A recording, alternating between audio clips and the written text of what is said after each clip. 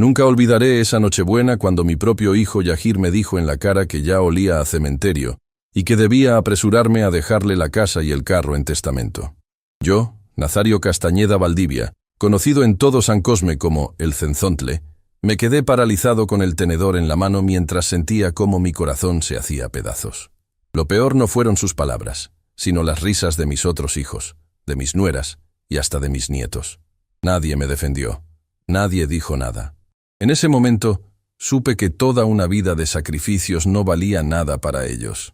Antes de seguir contándoles cómo enfrenté a mi hijo, denle me gusta, suscríbanse y comenten desde qué ciudad me acompañan en esta dolorosa historia. Tu ayuda es muy importante. Tengo 68 años y hasta esa noche creía conocer a mi familia. Siempre fui un hombre trabajador. 40 años me partí el lomo como mecánico para darles estudio, comida y un techo. Mi Teodora, que en paz descanse, y yo nunca tuvimos lujos, pero nuestros hijos nunca pasaron hambre ni les faltó para la escuela. Cuando ella se fue hace 5 años, me quedé solo en esta casa grande que construimos juntos, pero seguí adelante, como siempre he hecho. La cena de Navidad era sagrada para nosotros, una tradición que mantuve viva después de quedar viudo. Esa noche había preparado todo con esmero.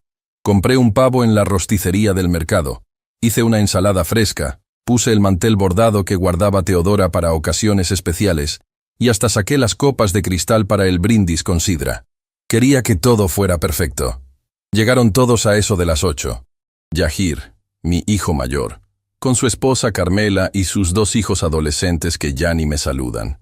Brenda, mi hija del medio, con su esposo extranjero que apenas habla español. Y Rogelio, el menor, con su nueva novia que parece de la edad de mis nietos. También estaba Sofía, mi nieta preferida, la hija de Brenda, una niña de 12 años que es la única que viene a visitarme sin que le pida nada. La cena transcurrió como siempre, los muchachos hablando de sus cosas, presumiendo sus logros, quejándose de la vida. Yo los escuchaba con orgullo, aunque a veces sentía que vivían en un mundo muy diferente al mío. Yahir estuvo callado casi toda la noche, mirando su teléfono, como ausente. Debí sospechar que algo tramaba. Después del postre, cuando todos estábamos satisfechos y relajados, Yahir golpeó su copa con una cuchara pidiendo atención. Todos callaron. Hasta los niños dejaron sus juegos. Pensé que iba a proponer un brindis, quizás por el año nuevo que se acercaba o por la memoria de su madre.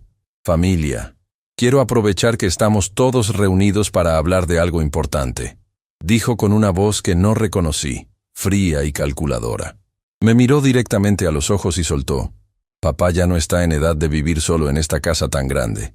Tiene 68 años y, seamos sinceros, ya huele a cementerio. Las risas nerviosas de algunos me dejaron confundido. ¿Era una broma de mal gusto? Busqué en los ojos de mis otros hijos alguna señal de desaprobación, pero solo encontré miradas cómplices y sonrisas burlonas. Es hora de que pienses en el testamento, viejo, continuó Yahir con descaro.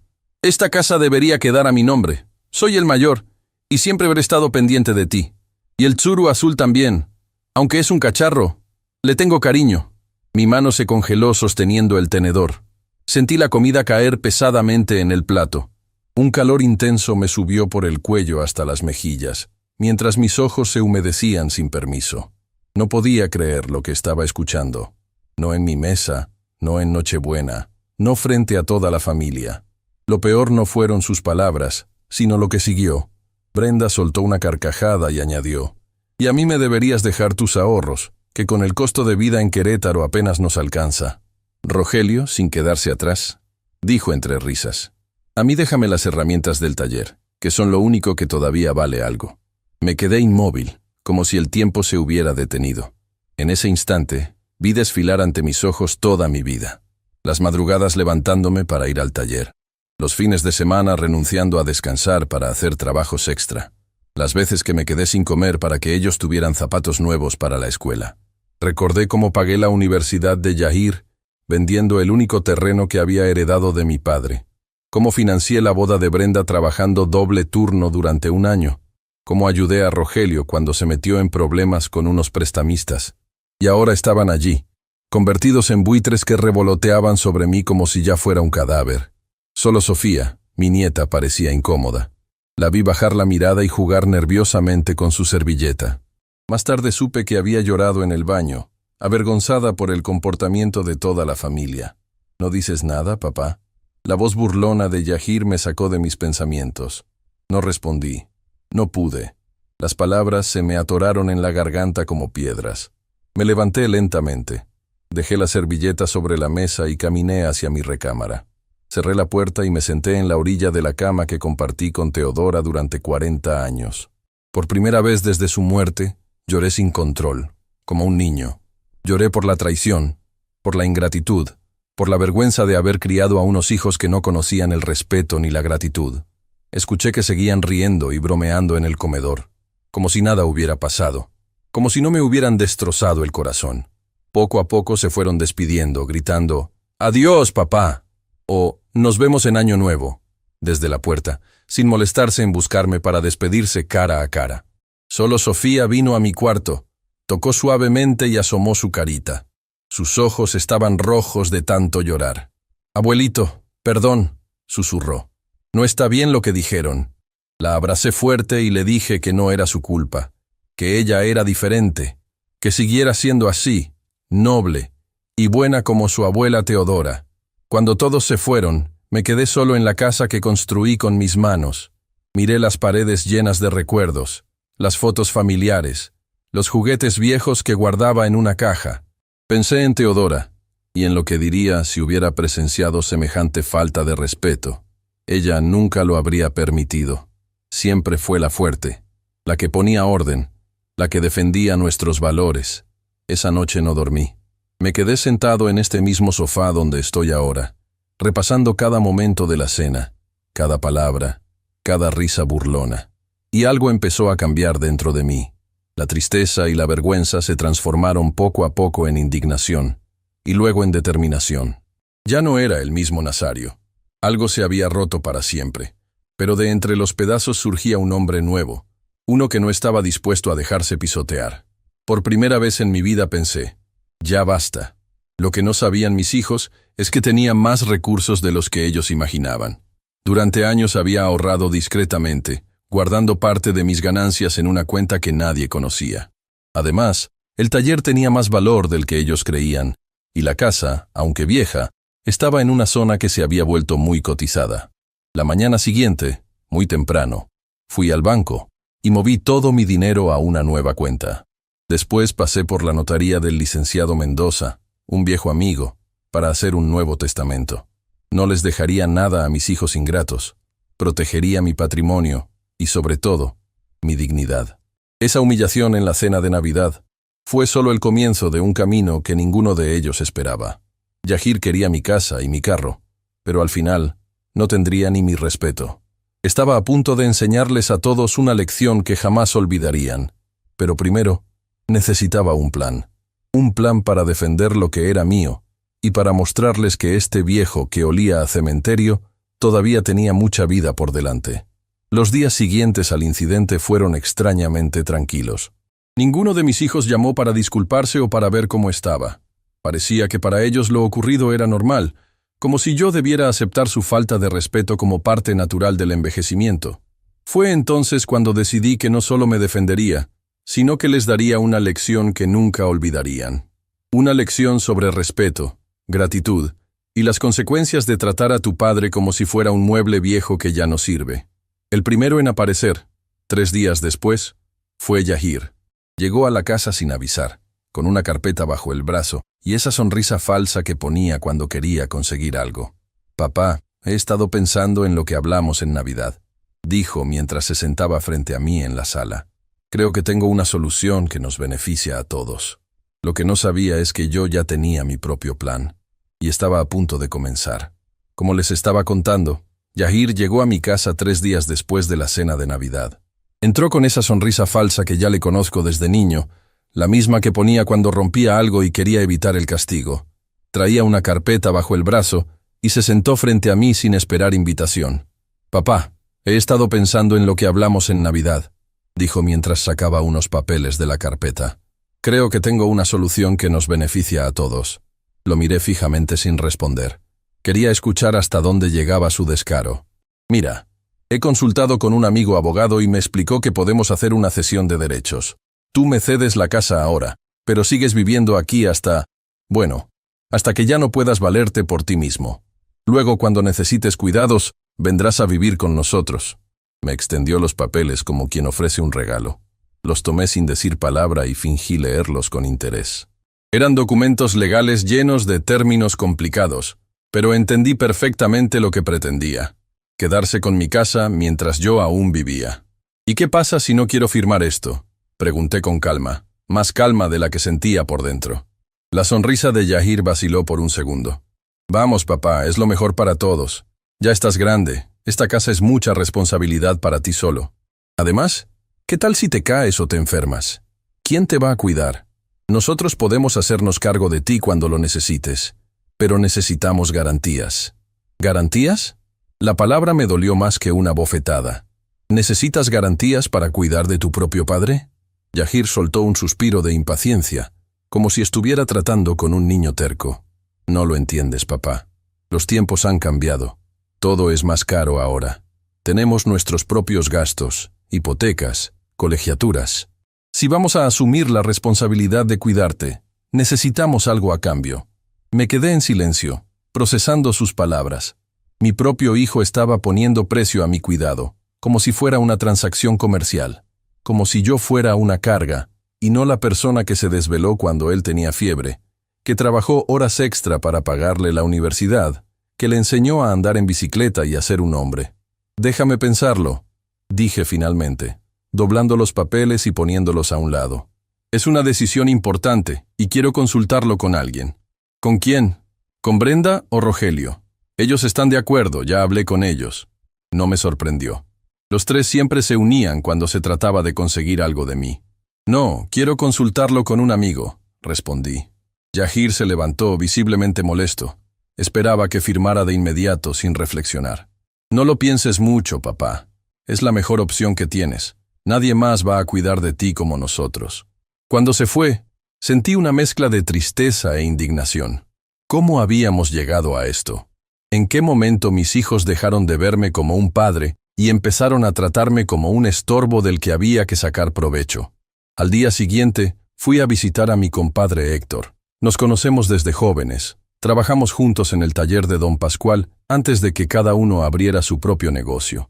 Él perdió a su esposa un año antes que yo a Teodora, así que entendía mi soledad. Además, siempre fue un hombre directo que no se guardaba las verdades, por duras que fueran. Le conté todo: la humillación en la cena de Navidad, los papeles que Yahir quería que firmara, la conspiración de mis 3 hijos. Compadre, ¿qué esperabas?, me dijo Héctor mientras compartíamos un café en su pequeña cocina. Les diste todo sin pedirles nada a cambio. Los malcriaste, y ahora te tratan como trapo viejo. Sus palabras dolían, pero eran ciertas. ¿Qué hago ahora, compadre? Primero, no firmes nada. Segundo, ve a ver a la licenciada Carmen Ortiz. Es abogada y conoce bien estas situaciones. Demasiado bien, diría yo. Muchos viejos como nosotros acaban firmando papeles que no entienden y terminan en la calle. Esa misma tarde fui al despacho de la licenciada Carmen. Era una mujer de unos 50 años, de aspecto serio pero mirada amable. Me escuchó sin interrumpir mientras le explicaba mi situación. Cuando terminé, tomó los papeles que me había dado Yahir y los revisó detenidamente. Don Nazario, esto es un abuso flagrante, dijo finalmente, quitándose las gafas. Si usted firma estos documentos, prácticamente renuncia a todos sus derechos sobre la propiedad. Su hijo podría vender la casa mañana mismo si quisiera, y usted quedaría en la calle. ¿Está segura?, pregunté, aunque en el fondo ya sabía la respuesta. Completamente. Este tipo de cesión de derechos es una trampa común. Le hacen creer que es por su bien, pero en realidad es solo para beneficio de ellos. ¿Me permite un consejo? Asentí, agradecido de haber encontrado a alguien que parecía realmente preocupada por mi bienestar. No firme nada, y si me lo permite, creo que debería tomar medidas para proteger su patrimonio. Sus hijos han mostrado claramente sus intenciones, y temo que esto solo sea el principio. La licenciada Carmen me explicó mis opciones legales. Podía hacer un testamento específico, crear un fideicomiso, o incluso considerar una donación condicionada a alguien de confianza. lo que fuera necesario para proteger lo que había construido con tanto esfuerzo durante toda mi vida. Salí de su despacho con la mente más clara y un plan empezando a formarse. Ya no era el viejo ingenuo que mis hijos creían poder manipular. Era hora de demostrarles que todavía tenía dignidad y recursos para defenderme. Al día siguiente, recibí una llamada de Brenda. Su voz sonaba dulce, demasiado dulce. «Papito, ¿cómo estás? ¿Ya hablaste con Yahir? Nos contó de los papeles. Es por tu bien, ¿sabes? Para que estés tranquilo y no tengas que preocuparte por nada». «Sí, ya vi los papeles», respondí, neutral. «Estoy pensándolo». «No hay mucho que pensar, papá. Es lo mejor para todos. Mira, estamos organizando una comida este domingo en casa de Yahir. Ven y hablamos todos juntos, en familia. ¿Te parece?» Acepté la invitación. Quería ver hasta dónde llegaban con su plan. El domingo llegué puntual a casa de Yahir. Vive en una colonia de nuevos ricos, con una casa grande pero hipotecada hasta el techo, como supe después. Me recibieron todos con sonrisas forzadas y abrazos que no sentían. Hasta Carmela, la esposa de Yahir, que nunca me ha querido, se mostró atenta, sirviéndome la mejor porción de carne y preguntándome si necesitaba algo más. Durante la comida hablaron de todo menos del tema que los había reunido. Fue después del postre cuando Yahir sacó de nuevo la carpeta con los papeles. «Papá, ¿lo pensaste? Es importante que resolvamos esto pronto». «Sí, lo pensé», dije tranquilamente. «Y decidí que no voy a firmar esos papeles». Se hizo un silencio incómodo. Las sonrisas desaparecieron de sus rostros. «¿Por qué no?», preguntó Yahir, con un tono que intentaba ocultar su enojo. «Es por tu bien». «Si fuera por mi bien, no me estarías presionando tanto», respondí. «Y si realmente te preocuparas por mí, no habrías dicho que huelo a cementerio en la cena de Navidad». Rogelio intervino, con esa actitud despreocupada que siempre ha tenido. «Vamos, papá. Era solo una broma. No te lo tomes tan a pecho». «Una broma muy cruel», respondí. «Y lo peor es que todos se rieron. Todos ustedes». Brenda se acercó y me tomó la mano con fingida ternura. «Papá, solo queremos lo mejor para ti. Estamos preocupados. Vives solo. La casa es grande. El barrio ya no es lo que era antes. ¿Qué pasa si te enfermas? Si te caes y no hay nadie para ayudarte? He vivido solo desde que murió tu madre y me las he arreglado perfectamente», dije, retirando mi mano. «Y si algún día necesito ayuda, la buscaré, pero no a cambio de mi casa». Yahir perdió la paciencia. Siempre fue el más impulsivo de mis hijos. «No seas terco, papá. ¿No ves que esto es lo mejor? Si esperas demasiado, podrías tener un accidente o una enfermedad, y entonces ya no podrás firmar nada. Todo se complicaría. ¿Eso es lo que estás esperando? ¿Que tenga un accidente o una enfermedad para quedarte con lo mío?» «No es eso, papá. No lo entiendes». «Lo entiendo perfectamente», lo interrumpí. «Lo que no entiendo es cómo crié hijos tan desagradecidos». Me levanté para irme, pero Yahir me detuvo. «No te vayas así, papá. Siéntate, hablemos como adultos». Me senté de nuevo, más por curiosidad que por obediencia. Quería ver hasta dónde estaban dispuestos a llegar. «Mira, si no quieres ceder la casa ahora, podemos hacer otra cosa», dijo Yahir, cambiando de estrategia. «¿Qué tal si me das un poder notarial general? Así podré ayudarte con trámites, pagos, todo lo administrativo. Te quitaría muchas preocupaciones». Casi me río en su cara. Un poder notarial general le daría control total sobre mis bienes, mis cuentas, todo. Era incluso peor que la cesión de derechos.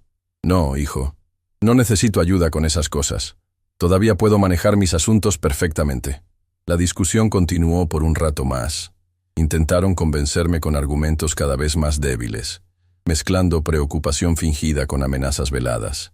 Finalmente, cuando vieron que no cederían, Yahir perdió completamente los estribos. «Eres un viejo testarudo. Estamos tratando de ayudarte y te comportas como si fuéramos tus enemigos. ¿Sabes qué? Haz lo que quieras. Cuando estés enfermo o necesites ayuda, no vengas a buscarnos». Me levanté de nuevo, esta vez decidido a irme. «No te preocupes, hijo. No los buscaré. Y gracias por mostrarme tus verdaderas intenciones». Salí de esa casa con el corazón roto pero la mente clara. Ya no había duda de lo que tenía que hacer. Al día siguiente, volví al despacho de la licenciada Carmen con una decisión tomada. Le pedí que me ayudara a proteger mi patrimonio de la manera más segura posible. Hay varias opciones, don Nazario, me explicó. Podemos hacer un testamento muy específico, pero eso solo surtiría efecto después de su fallecimiento. Si lo que le preocupa es que intenten apropiarse de sus bienes mientras usted vive, podríamos considerar otras opciones. ¿Cómo cuáles? Podríamos crear un fideicomiso. Usted transferiría sus propiedades al fideicomiso, pero seguiría teniendo control sobre ellas durante su vida. O podría considerar una donación a alguien de confianza, con un acuerdo privado de que esa persona le permita seguir viviendo en la casa. Pensé en mis opciones. No conocía a nadie lo suficientemente confiable para donarle mi casa, excepto quizás mi compadre Héctor, pero él ya era mayor como yo. El fideicomiso sonaba complicado y costoso. ¿Hay alguna otra opción?, pregunté. La licenciada Carmen se quedó pensativa un momento.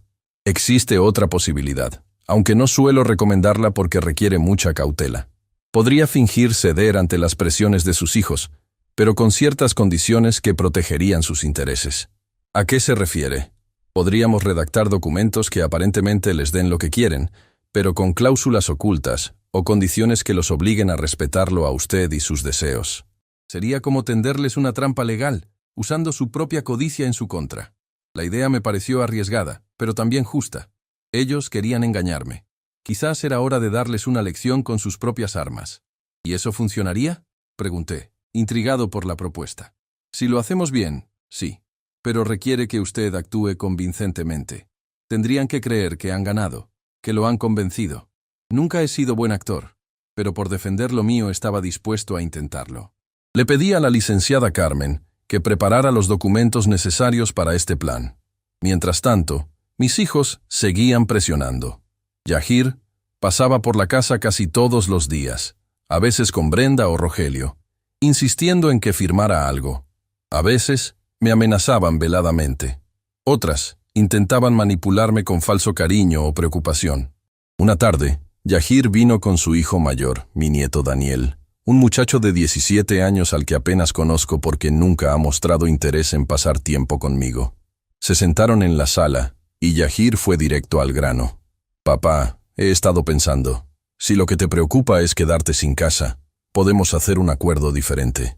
Tú me cedes la casa ahora, pero hago un documento comprometiéndome a dejarte vivir aquí hasta que ya no puedas.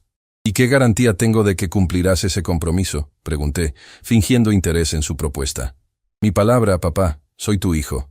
¿Crees que te dejaría en la calle? Después de lo que había visto en los últimos días, sí lo creía capaz. Pero seguí con mi actuación. No sé, hijo. Es una decisión muy importante. Yahir miró a Daniel y asintió levemente, como dándole una señal. Abuelo, intervino Daniel con una voz ensayada. Mi papá solo quiere lo mejor para ti. Todos queremos que estés bien cuidado. Y si la casa queda a nombre de mi papá, en el futuro será mía. Y te prometo que siempre tendrás un lugar aquí. Era evidente que lo habían preparado para esta intervención. Usar a mi nieto para manipularme era un nuevo nivel de bajeza, pero no me sorprendía ya nada de ellos. Voy a pensarlo, dije finalmente. Dame unos días más. Yahir pareció satisfecho. Creía que estaba cediendo poco a poco. Está bien, papá. Tómate tu tiempo. Pero no demasiado, ¿eh? Estos trámites llevan tiempo y queremos resolverlo cuanto antes. Cuando se fueron, llamé inmediatamente a la licenciada Carmen para contarle lo ocurrido y preguntarle si los documentos estaban listos. Casi don Nazario, pero necesito que venga a firmar algunas cosas antes de que todo esté preparado. Al día siguiente fui a su despacho y firmé varios documentos. Algunos eran poderes limitados para que ella pudiera actuar en mi nombre en ciertas situaciones. Otros eran declaraciones anticipadas sobre mis deseos respecto a mi patrimonio. Esto nos dará tiempo, me explicó. Ahora, cuando sus hijos vengan con sus papeles, usted puede decirles que está dispuesto a firmar, pero que quiere que sus propios abogados revisen los documentos primero. Eso me dará a mí la oportunidad de intervenir y proteger sus intereses. El plan comenzaba a tomar forma. Ya no me sentía indefenso ante la codicia de mis hijos. Ahora tenía mi propia estrategia, mi propia defensa.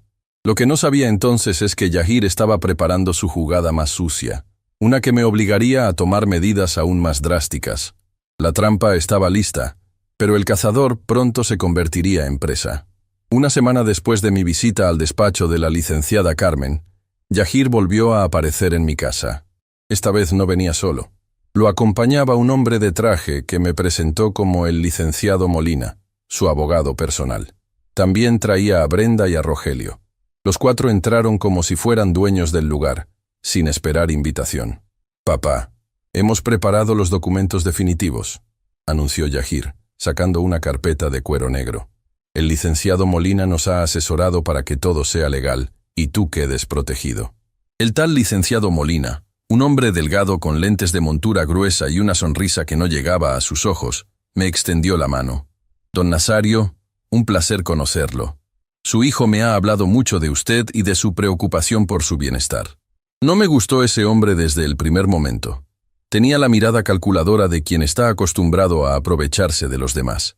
«Siéntense», dije, señalando el sofá y las sillas de la sala. «¿Quieren un café?»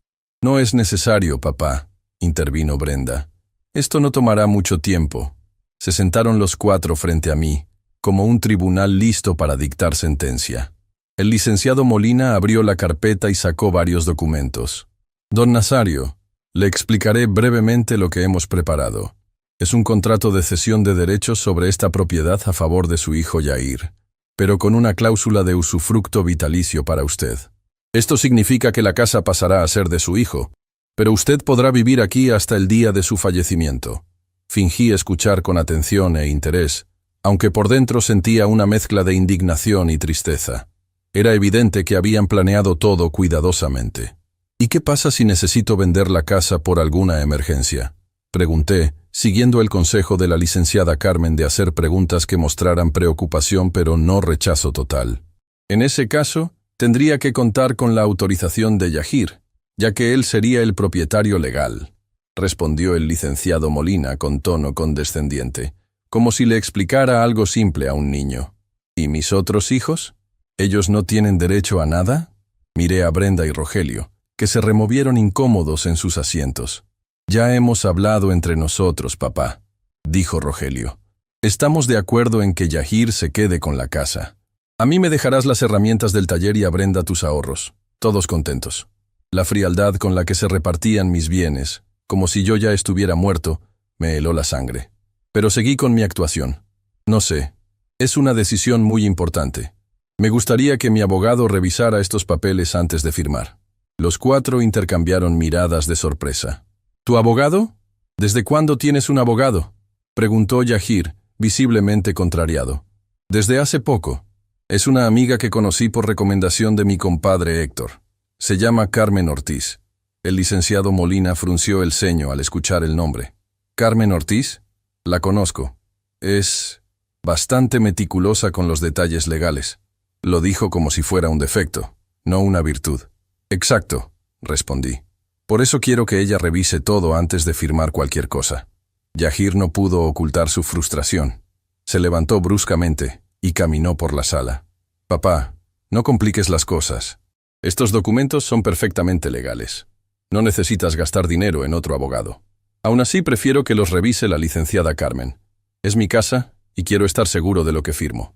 Brenda intervino, intentando suavizar la tensión. «Está bien, papá. Si eso te hace sentir más tranquilo, que tu abogada los revise». «¿Verdad, Yahir?». Yahir me miró con rabia apenas contenida, pero asintió a regañadientes. «De acuerdo, pero no lo demores mucho. Ya hemos perdido bastante tiempo con esto». Les prometí que en una semana tendría una respuesta. Cuando se fueron, llamé inmediatamente a la licenciada Carmen y le conté lo sucedido. «Hizo bien en no firmar nada, don Nazario», me dijo. «Tráigame esos documentos mañana mismo para revisarlos». Al día siguiente llevé la carpeta a su despacho. La licenciada Carmen los estudió detenidamente, tomando notas y subrayando párrafos. «Como sospechaba, esto es un abuso flagrante», dijo finalmente, quitándose las gafas con gesto de indignación. «La cláusula de usufructo vitalicio está redactada de manera que podría ser revocada bajo ciertas circunstancias, como incapacidad mental o necesidad de cuidados especiales. En otras palabras, si su hijo algún día decide que usted está incapacitado, podría sacarlo de la casa legalmente». No me sorprendió. Ya nada me sorprendía de Yahir. «¿Qué hacemos entonces?». Seguiremos con nuestro plan. Prepararé unos documentos alternativos que parezcan favorables para ellos, pero que realmente protejan sus intereses. Cuando estén listos, usted fingirá acceder a sus demandas, pero insistirá en que se firmen mis documentos, no los de ellos. Esa misma tarde, cuando regresé a casa, encontré a Mateo, el hijo menor de Yahir, mi nieto de 12 años, sentado en los escalones de la entrada. A diferencia de su hermano mayor, Mateo siempre fue un niño cariñoso y respetuoso conmigo. Me visitaba de vez en cuando para pedirme que le contara historias de cuando su padre era pequeño o para que le enseñara a reparar cosas. «¿Qué haces aquí, chamaco?», le pregunté, sorprendido de verlo solo. «¿Tu papá sabe que estás aquí?». Mateo negó con la cabeza. Tenía los ojos rojos, como si hubiera estado llorando. «¿Qué pasa, mijito? ¿Por qué esa cara?». «Abuelito, escuché a mi papá hablar con mi mamá sobre ti. Decían cosas feas». Me senté junto a él en los escalones, con el corazón encogido. No quería que mis nietos sufrieran por esta situación. «¿Qué cosas, Mateo?». «Mi papá dijo que eres un viejo terco, y que si no firmas unos papeles, van a tener que buscar otra manera de quedarse con tu casa. Mi mamá dijo que podrían llevarte a un doctor que diga que estás loco». Sentí un escalofrío. Así que esa era la jugada sucia que estaban planeando. Declararme incapacitado mentalmente para tomar control de mis bienes sin mi consentimiento. ¿Y tú qué piensas de todo esto, Mateo? Creo que está mal, abuelito. La maestra nos enseñó que debemos respetar a los mayores, especialmente a nuestros abuelos. Y esta es tu casa, tú la construiste. Mi papá me contó que trabajaste mucho para tenerla. Lo abracé con fuerza, conmovido por su inocencia y su sentido natural de la justicia. «Gracias por venir a contarme esto, Mateo. Eres un buen nieto. ¿Vas a estar bien, abuelito? No quiero que te hagan daño». «Voy a estar bien, no te preocupes. Tu abuelo es más fuerte y más listo de lo que creen». Lo acompañé de regreso a su casa, inventando una excusa para Carmela sobre por qué Mateo estaba conmigo. Mientras caminábamos, decidí que haría todo lo posible por proteger a este niño de la codicia y la maldad de sus padres. Él no tenía la culpa de nada. Esa noche no pude dormir pensando en lo que había descubierto. Estaban dispuestos a declararme loco para quitarme lo mío. Era más grave de lo que imaginaba. Llamé a la licenciada Carmen muy temprano al día siguiente y le conté la nueva información. «Esto cambia las cosas, don Nazario», dijo preocupada. «Si intentan una declaración de incapacidad, podría ser complicado. Necesitamos actuar más rápido y ser más contundentes. ¿Qué sugiere? Venga a mi despacho hoy mismo. Tenemos que modificar nuestra estrategia». Pasé toda la mañana con la licenciada Carmen replanteando nuestra defensa. Me explicó que una declaración de incapacidad requería un proceso legal y peritajes médicos, pero que no era imposible si contaban con médicos dispuestos a falsear informes. «Lo primero que debemos hacer es asegurar que usted tiene todas sus facultades mentales intactas con certificados médicos recientes», me explicó. «Después, necesitamos proteger sus bienes de manera que, incluso si consiguieran una declaración de incapacidad, no pudieran acceder a ellos». Seguí sus consejos al pie de la letra. Visité a 3 médicos diferentes para obtener certificados de buena salud física y mental. Cambié mi testamento, incluyendo cláusulas específicas que protegían a Mateo, mi nieto, y a Sofía, la nieta que siempre me visitaba. También abrí una nueva cuenta bancaria en otro banco, transfiriendo parte de mis ahorros.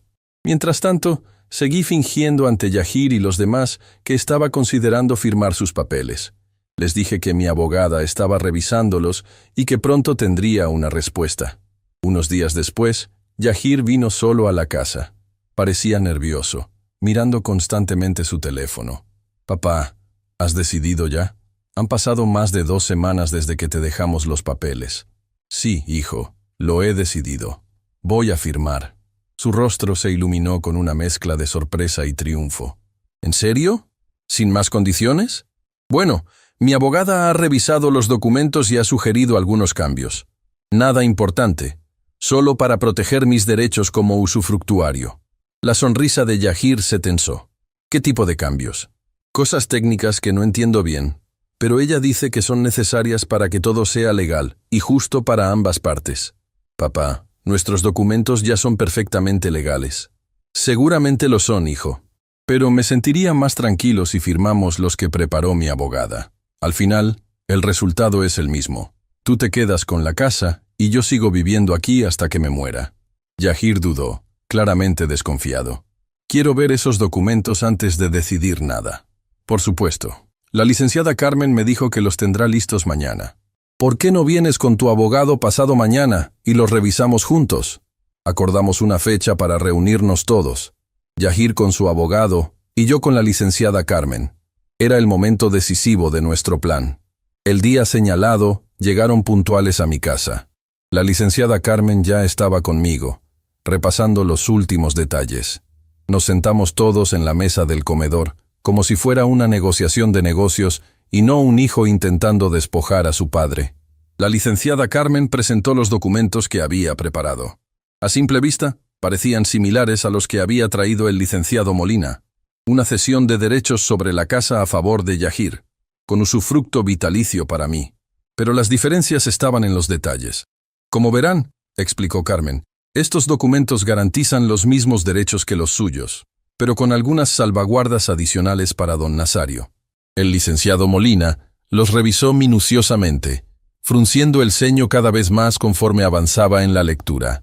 Esto es inaceptable, dijo finalmente.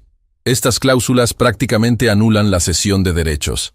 Don Nazario mantendría control total sobre la propiedad, incluyendo el derecho a venderla o hipotecarla sin consentimiento de Yahir. Solo en caso de emergencia médica o necesidad urgente, aclaró Carmen. Es una protección básica para mi cliente. Y esta cláusula sobre una compensación económica mensual, ¿pretende que Yahir le pague por vivir en su propia casa? No es un pago por la casa, sino una ayuda para los gastos médicos y de manutención de su padre. Es lo mínimo que se puede esperar de un hijo que recibe una propiedad valorada en más de 2 millones de pesos. La discusión se acaloró. El licenciado Molina y la licenciada Carmen debatían términos legales que yo apenas entendía, pero me mantenía firme en mi posición. O firmábamos mis documentos, o no firmaba nada. Yahir, que había permanecido en silencio durante gran parte de la discusión, finalmente estalló. «Esto es una trampa. Nos has estado engañando todo este tiempo, fingiendo que ibas a ceder cuando en realidad estabas planeando esto con tu abogada». «¿Engañando?», respondí, mirándolo directamente a los ojos. ¿Quién engaña a quién, Yahir? Tú y tus hermanos han estado planeando quedarse con mi casa desde hace tiempo. Incluso pensaron en declararme loco para lograrlo. La sorpresa en su rostro confirmó que mis palabras habían dado en el blanco. «No sé de qué estás hablando», balbuceó, pero el color había abandonado su rostro. «Sé todo, hijo. Sé lo que hablaste con Carmela sobre llevarme a un médico que me declarara incapacitado. Sé que tú y tus hermanos se han estado repartiendo mis bienes como si ya estuviera muerto. Lo que no sabes es que yo también he estado haciendo mis propios planes». El licenciado Molina recogió rápidamente sus papeles. «Creo que deberíamos continuar esta discusión en otro momento, cuando las emociones estén más calmadas». «No habrá otro momento», intervino la licenciada Carmen. «Mi cliente ha tomado una decisión. Si no aceptan estos términos, no habrá cesión de derechos ni de ningún otro bien». Yahir me miró con una mezcla de rabia y desconcierto. «¿Qué has hecho, papá?» «He protegido lo que es mío, lo que construí con el sudor de mi frente durante 40 años, lo que pensaba dejarles a ustedes, mis hijos, porque los amaba y confiaba en que sabrían honrar mi memoria y mi esfuerzo. Pero me equivoqué. No puedes hacer esto», dijo, casi amenazante. «Eres un viejo enfermo que necesita cuidados. Podemos demostrarlo ante un juez». La licenciada Carmen sonrió con calma. «Inténtelo si quiere, señor Castañeda. Su padre tiene certificados médicos recientes de 3 especialistas diferentes que confirman su perfecta salud mental. Además, todo este intento de apropiarse indebidamente de sus bienes quedará documentado en el juzgado. ¿Está seguro de que quiere seguir ese camino?» Yahir se levantó furioso. «Esto no se queda así, papá. Ya verás. Ninguno de tus hijos volverá a preocuparse por ti. Cuando realmente necesites ayuda, estarás solo. Prefiero estar solo a estar rodeado de buitres que solo esperan mi muerte para repartirse lo que tengo». Se fueron dando un portazo. La licenciada Carmen puso su mano sobre mi hombro. «Lo hizo muy bien, don Nazario, pero me temo que esto no ha terminado. Su hijo no se rendirá fácilmente. Lo sé. Por eso necesito que me ayude con la siguiente fase de nuestro plan. ¿Qué tiene en mente? Quiero proteger a mis nietos, especialmente a Mateo. Ese niño tiene buen corazón, y temo que sus padres lo corrompan con su codicia. Y también quiero dar una lección a mis hijos, una que nunca olviden. En las semanas siguientes, con la ayuda de la licenciada Carmen, puse en marcha mi plan. Creamos un fideicomiso donde transferí gran parte de mis bienes, incluyendo la casa y el taller. Los beneficiarios eran mis nietos, pero solo podrían acceder a los bienes cuando cumplieran 25 años y bajo ciertas condiciones relacionadas con su educación y valores morales. También hice un nuevo testamento, dejando solo lo mínimo legal obligatorio a mis hijos, y el resto distribuido entre obras de caridad y un fondo especial para Mateo y Sofía. Pero el golpe maestro estaba por venir. Con la orientación de Carmen, puse en marcha un plan para desenmascarar públicamente a Yahir y su red de negocios turbios que había estado manejando desde hace años. Resulta que mi hijo no solo quería mi casa, también había estado usando mi taller como fachada para lavar dinero de actividades ilícitas. La licenciada Carmen había investigado a fondo y descubierto conexiones entre Yahir y ciertos personajes del mundo del crimen organizado. Mi hijo, el empresario respetable, tenía las manos sucias hasta los codos. ¿Está seguro de que quiere continuar con esto, don Nazario?, me preguntó Carmen cuando le presenté la última parte de mi plan. Una vez que denunciemos estas actividades, no habrá vuelta atrás. Su hijo podría enfrentar cargos criminales. Estoy seguro, respondí con firmeza. Yahir necesita aprender una lección sobre las consecuencias de sus actos. Y prefiero que esa lección venga de mí, su padre, que de alguien más que no tendría compasión. El plan estaba en marcha. La casa ya no corría peligro, mis nietos estaban protegidos, y mis hijos estaban a punto de descubrir que este viejo, que olía a cementerio, todavía tenía mucha vida y muchos recursos para defenderse. La verdadera batalla apenas comenzaba, y yo estaba listo para luchar hasta el final. Durante 2 semanas no supe nada de Yahir ni de mis otros hijos. El silencio era pesado, como la calma antes de la tormenta. Sabía que Yahir no se rendiría tan fácilmente, no cuando había tanto en juego. No solo mi casa y mis ahorros, sino también su fachada de hombre de negocios respetable que podría derrumbarse si yo revelaba lo que sabía sobre sus actividades ilícitas. La licenciada Carmen me llamaba todos los días para asegurarse de que estuviera bien y para mantenerme informado sobre los avances de nuestro plan. Habíamos presentado una denuncia anónima ante la Fiscalía sobre las actividades de lavado de dinero de Yahir, aportando suficientes pruebas para iniciar una investigación, pero sin revelar aún mi participación. Es mejor así, me explicó Carmen. Si creen que la denuncia viene de un competidor o de alguien del mismo entorno criminal, no sospecharán de usted inmediatamente. Una tarde, mientras arreglaba el jardín frontal de la casa, vi llegar a Mateo en su bicicleta. Se veía nervioso, mirando constantemente por encima de su hombro, como si temiera que lo hubieran seguido. «Abuelito», dijo casi sin aliento, «mi papá está muy enojado. No deja de gritar por teléfono y tirar cosas en casa. Mi mamá dice que es por problemas de negocios, pero yo creo que es por lo de tu casa». Lo hice pasar y le serví un vaso de limonada fresca. Mientras bebía, noté que tenía ojeras y parecía cansado. «¿Has dormido bien, mijito?». Mateo negó con la cabeza. «Hay muchas peleas en casa. Mi papá y mi mamá discuten todo el tiempo. A veces escucho a mi papá hablando con el tío Rogelio sobre ti, diciendo cosas malas». «¿Qué tipo de cosas?». «Que eres un viejo malagradecido, que les vas a dejar sin nada, que se van a vengar». Me dolía ver a mi nieto sufriendo por esta situación, pero al menos confirmaba que nuestro plan estaba funcionando. Yahir estaba sintiendo la presión. «No te preocupes por mí, Mateo. Tu abuelo sabe cuidarse solo. Lo que me preocupa es que tú estés bien. ¿Cómo te va en la escuela?».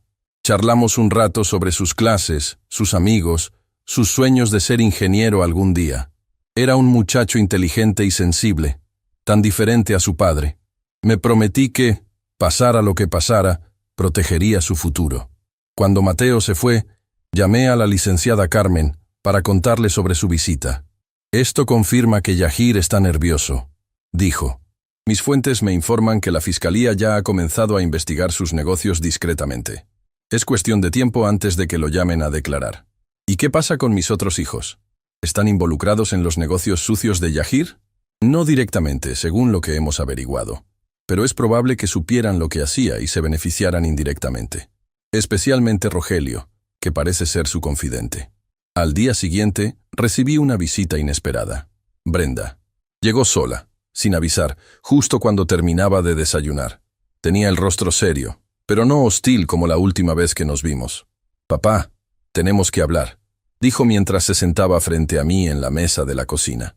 «Las cosas se están saliendo de control». «¿A qué te refieres?» «Yahir está metido en problemas serios. No sé exactamente qué pasa, pero dice que alguien lo denunció a la fiscalía por sus negocios. Está paranoico. Cree que todos lo traicionan». No mostré ninguna reacción que pudiera delatarme. Simplemente escuché. «¿Y eso qué tiene que ver conmigo? Cree que fuiste tú quien lo denunció, como venganza por lo de la casa». Dejé escapar una risa seca. ¿Yo? ¿Un viejo que según él huele a cementerio? ¿Cómo podría tener información sobre sus negocios para denunciarlo? Eso mismo le dije, pero está cegado por la rabia. «Papá, tengo miedo de lo que pueda hacer». Por primera vez en mucho tiempo, vi sincera preocupación en los ojos de mi hija. No por ella o por sus intereses, sino por mí. Yahir siempre ha tenido mal carácter, desde niño, pero nunca haría daño a su propio padre. No lo conoces como es ahora, papá.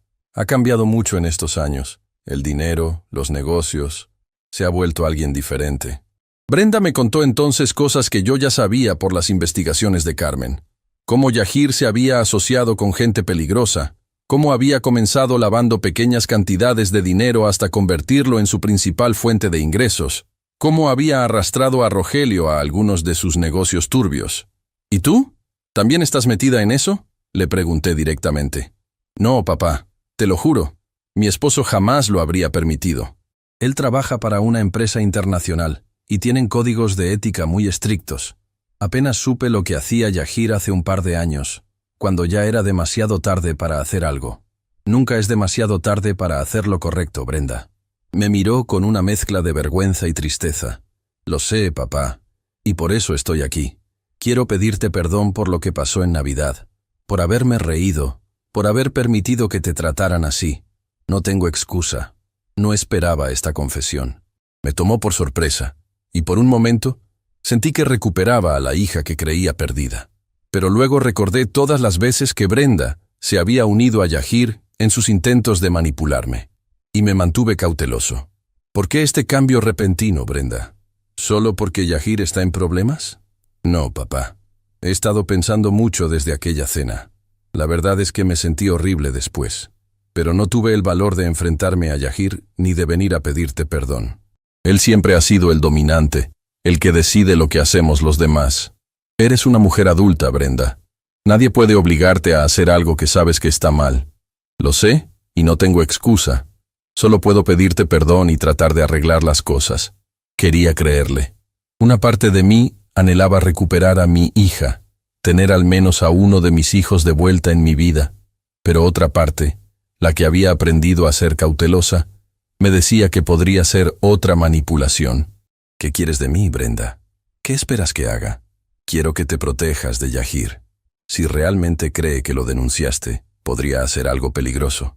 Y quiero que sepas que, pase lo que pase, yo estaré de tu lado esta vez. Le agradecí su preocupación y le prometí que tendría cuidado. No le revelé que yo efectivamente había sido quien denunció a Yahir, ni que tenía un plan más amplio en marcha. Quería ver si su arrepentimiento era genuino antes de confiar plenamente en ella. Cuando Brenda se fue, llamé a la licenciada Carmen para informarle de esta visita inesperada. «Sea precavido, don Nazario», me advirtió. Podría ser sincera, pero también podría ser una estrategia de Yahir para confirmar sus sospechas sobre quién lo denunció. «Lo sé. No le he dicho nada comprometedor». «Bien. Mientras tanto, tengo noticias importantes. La Fiscalía ha avanzado rápidamente con la investigación. Parece que Yahir estaba en el radar de las autoridades desde antes de nuestra denuncia. Solo les faltaban pruebas concretas para actuar. ¿Eso qué significa para nuestro plan? Que las cosas podrían precipitarse. Esté preparado para cualquier eventualidad. Y sobre todo, no baje la guardia. Si Yahir está tan desesperado como dice su hija, podría ser peligroso». Los días siguientes fueron tensos. Instalé nuevas cerraduras en todas las puertas y contraté a un vecino, hijo de mi compadre Héctor, para que pasara la noche en la casa, con el pretexto de que me sentía un poco enfermo y necesitaba compañía. Una semana después de la visita de Brenda, la bomba estalló. A las 6 de la mañana, un fuerte golpeteo en la puerta me despertó. Eran agentes de la fiscalía con una orden para registrar el taller mecánico, que legalmente seguía a mi nombre, aunque hacía años que no lo operaba personalmente. Les mostré las llaves y los acompañé. El taller estaba a unas cuadras de mi casa, en un terreno que compré poco después de casarme con Teodora. Durante años fue mi lugar de trabajo, donde reparaba coches y ganaba el sustento para mi familia. Después, cuando me jubilé, lo dejé en manos de Yahir, que supuestamente lo había convertido en un negocio de compraventa de autopartes. Los agentes registraron todo meticulosamente. Debajo de un falso piso en la oficina, encontraron lo que buscaban. Documentos que probaban el lavado de dinero, una pequeña caja fuerte con dinero en efectivo sin declarar, y registros de transacciones con nombres codificados. «Don Nazario, ¿usted sabía lo que ocurría aquí?», me preguntó el agente a cargo, un hombre de mediana edad con expresión severa. «No, señor agente. Hace años que no manejo el taller. Mi hijo Yahir se encargaba de todo. ¿Y nunca sospechó nada irregular? Mi hijo me decía que el negocio iba bien, que había diversificado hacia la compraventa de autopartes. Yo confiaba en él. No estaba mintiendo del todo. Aunque ahora sabía lo que Yahir hacía, me había enterado recientemente gracias a las investigaciones de la licenciada Carmen. Durante años realmente confié en que mi hijo manejaba el negocio honradamente. Los agentes me pidieron que los acompañara a la fiscalía para una declaración formal. Llamé a la licenciada Carmen, que me encontró allí. Gracias a su asesoría, mi declaración fue clara y consistente. Yo no tenía conocimiento de las actividades ilícitas que se realizaban en el taller. Había delegado completamente la operación a mi hijo Yahir, y estaba dispuesto a cooperar plenamente con la investigación. Mientras estaba en la fiscalía, me informaron que Yahir había sido detenido esa misma mañana en su casa. También habían arrestado a su socio, un tal Diego Vargas, con quien manejaba la red de lavado de dinero. Cuando regresé a casa por la tarde, encontré a Carmela, la esposa de Yahir, esperándome con Mateo. Tenía los ojos enrojecidos de tanto llorar y temblaba visiblemente. «¿Cómo pudiste hacerle esto a tu propio hijo?», me gritó apenas me vio. «Lo denunciaste. Por tu culpa lo arrestaron». «Yo no lo denuncié, Carmela», respondí con calma, aunque sabía que era una mentira. La fiscalía ya lo estaba investigando. Lo que hizo Yahir tiene consecuencias. «Mentiroso. Justo cuando se negó a darte lo que querías por la casa, aparece esta denuncia. No es coincidencia. Piensa lo que quieras, Carmela.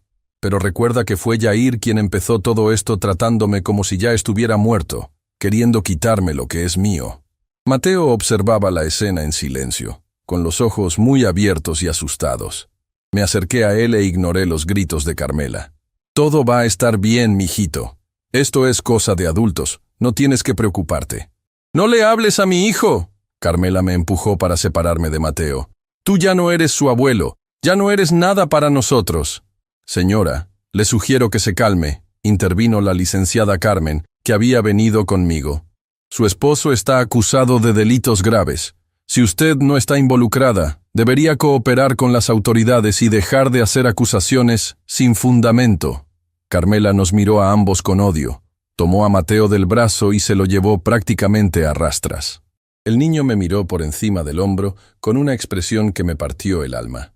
En ese momento, dudé de todo lo que había hecho. ¿Valía la pena darles una lección a mis hijos si eso significaba perder para siempre a mis nietos? Los días siguientes fueron un torbellino de declaraciones, papeles legales y visitas a la fiscalía. Yahir permanecía detenido mientras se desarrollaba la investigación. Rogelio también fue llamado a declarar, aunque no lo arrestaron por falta de pruebas directas de su participación en las actividades ilícitas. Brenda vino a verme varias veces, cada vez más convencida de que yo no tenía nada que ver con la denuncia contra Yahir. Me contó que Rogelio estaba furioso conmigo, convencido de que yo había orquestado todo como venganza. «Pero yo sé que tú no harías algo así, papá», me dijo una tarde mientras compartíamos un café. No eres esa clase de persona. No tuve el valor de confesarle la verdad. Una parte de mí se sentía culpable por haber llevado las cosas tan lejos, pero otra parte seguía convencida de que Yahir merecía enfrentar las consecuencias de sus actos. 2 semanas después del arresto de Yahir, recibí una visita que no esperaba. Mateo. Había venido solo, a escondidas de su madre. «Abuelito, mi papá quiere verte», me dijo apenas entró. Me pidió que te dijera que es importante. ¿Tu papá te mandó a decirme esto? ¿Desde la cárcel? No, me lo dijo mi tío Rogelio. Fue a visitar a mi papá ayer y luego vino a nuestra casa. Dijo que mi papá quiere hacer un trato contigo. ¿Qué tipo de trato? No lo sé. Solo me dijeron que te dijera eso. Consulté con la licenciada Carmen, que me advirtió que podría ser una trampa o un intento desesperado de Yahir para que yo retirara la denuncia o declarara a su favor. Sea lo que sea, don Nazario, no vaya solo. Yo lo acompañaré. Al día siguiente fuimos juntos al reclusorio donde tenían a Yahir. La licenciada Carmen arregló todo para que pudiéramos hablar en una sala privada, no en el área común de visitas. Cuando vi entrar a Yahir, apenas lo reconocí. En solo 2 semanas parecía haber envejecido años.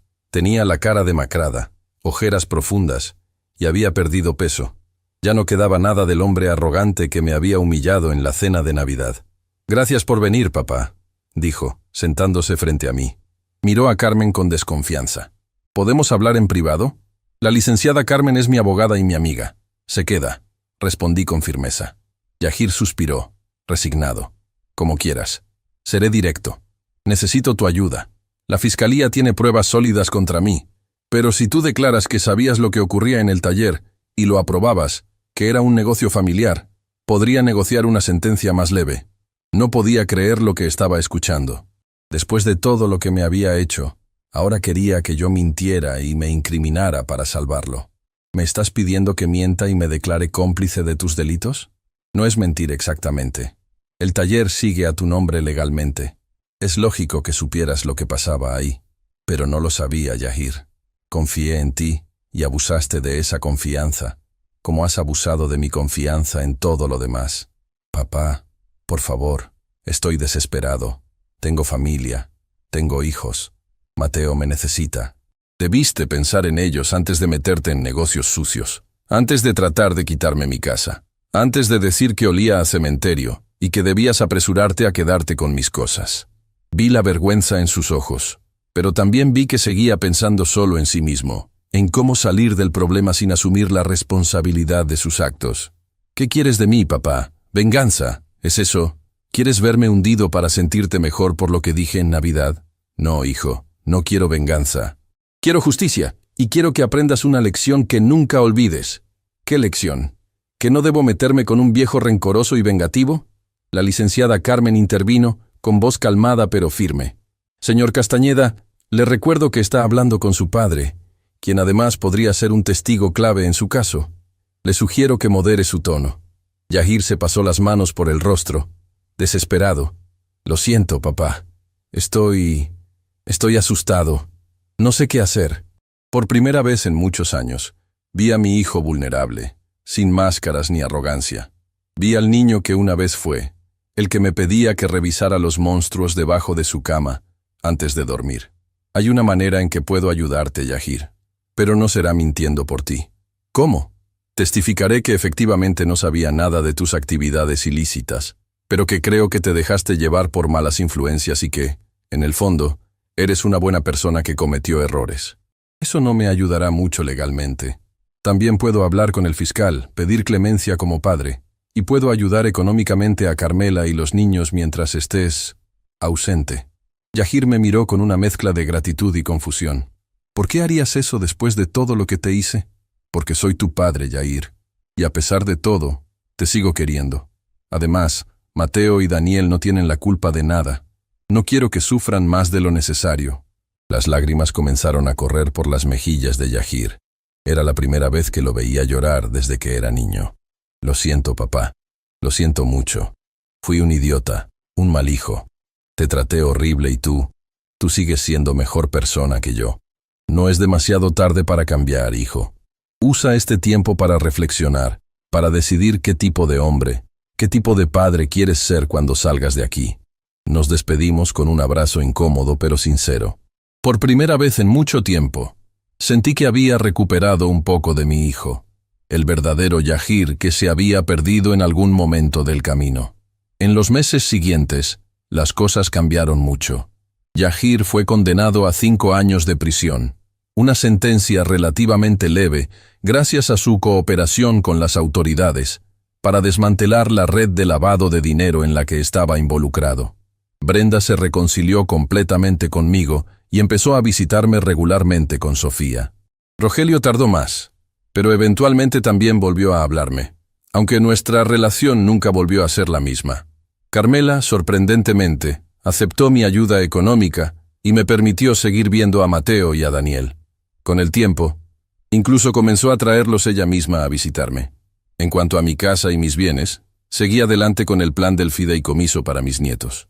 La licenciada Carmen se aseguró de que todo estuviera legalmente blindado, para que nadie pudiera disputarlo en el futuro.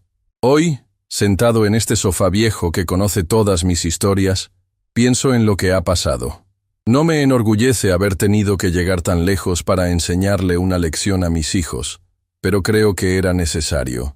A veces el amor de padre significa ser duro cuando hace falta, mostrarles que sus acciones tienen consecuencias. Yahir me escribe cartas desde la prisión, cartas sinceras, reflexivas, donde me habla de sus arrepentimientos y de sus planes para cuando salga. Dice que quiere ser un mejor padre, un mejor hijo, un hombre honesto. Quiero creerle, necesito creerle. La casa sigue siendo mía, y lo será hasta que muera. Después pasará a mis nietos, que espero la valoren no por su valor monetario, sino por lo que representa, el trabajo de toda una vida, el lugar donde crecieron sus padres, el hogar que construí con mi Teodora. El dinero que intentaron quitarme ahora está seguro, destinado a darles educación y oportunidades a Mateo, Daniel y Sofía.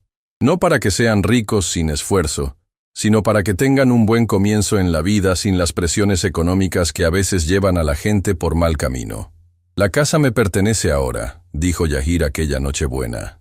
Nunca imaginó que esas palabras desatarían una tormenta que cambiaría para siempre nuestras vidas. Nunca imaginó que su viejo padre, ese que según él olía a cementerio, tendría la fuerza y la determinación para defenderse y, de paso, enseñarle la lección más importante de su vida. A veces pienso en Teodora, en lo que diría si pudiera ver todo lo que ha pasado. Creo que estaría orgullosa de que defendí lo nuestro, lo que construimos juntos con tanto esfuerzo. Pero también creo que me pediría que perdonara a nuestros hijos, que les diera una segunda oportunidad. Y eso es lo que intento hacer cada día. Perdonar sin olvidar, amar sin ceder, proteger lo mío sin dejar de ser padre. Porque al final, eso es lo que importa. Seguir siendo fiel a uno mismo y a los valores que siempre has defendido, incluso cuando tus propios hijos intentan pisotearlos. Incluso cuando te dicen que hueles a cementerio y que es hora de dejarles todo lo tuyo. Yo, Nazario Castañeda Valdivia, el Cenzontle, he cantado mi canción más importante, la de la dignidad, el respeto y la justicia. Y aunque fue doloroso, valió la pena. Mi casa sigue siendo mía. Mis nietos tienen un futuro asegurado.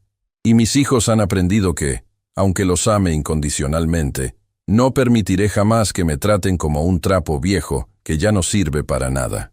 Porque este viejo todavía tiene mucha vida por delante. Y mucho amor para dar, a quien sepa valorarlo. Si esta historia te ha conmovido, no olvides darle me gusta y suscribirte a mi canal. Recuerda que cada día comparto con ustedes historias reales que nos enseñan valiosas lecciones de vida.